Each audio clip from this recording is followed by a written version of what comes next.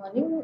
Today we'll be discussing about an important concept of corporate finance, that is EBIT EPS analysis. Basically, what do you mean by EBIT and EPS analysis? The basic introduction. EBIT EPS analysis gives the best ratio of debt equity which the business can use to find an optimal balance in their debt and equity financing. The analysis basically shows the effect of balance sheet structure on the company's earning. There are few advantages of EBIT EPS analysis, starting with the first, that is financial planning. Use of EBIT EPS analysis helps in determining the sources of fund. In case of financial planning, the objective of firm lies in maximizing the EPS, earning per share.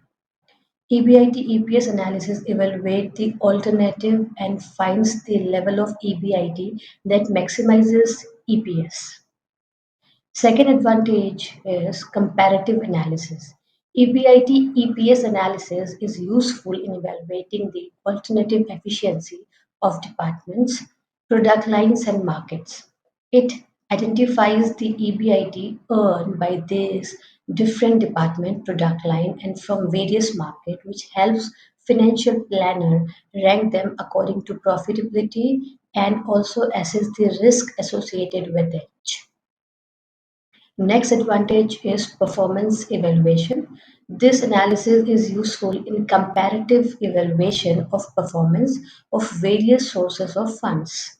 It basically evaluates whether the fund obtained from the sources is used in a project that produces a rate of return higher than its cost.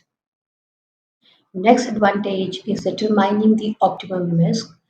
EBIT and EPS analysis is adventurous in selecting the optimum mix of debt and equity, that is, optimum capital structure in the organization. By emphasizing on the alternative value of EPS, this analysis determines the optimum mix of debt and equity in the capital structure.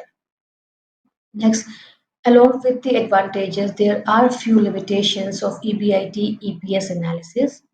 Financial managers are very much interested in knowing the sensitivity of earning per share with the change in EBIT. This is clearly available with the help of EBIT EPS analysis, but this technique also suffers from certain limitations.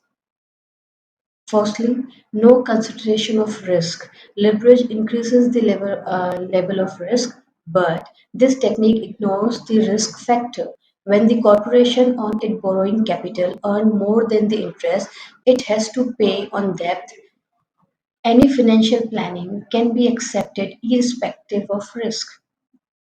Second, but in this time of poor finance, the reverse of the situation arises when which attract higher degree of risk.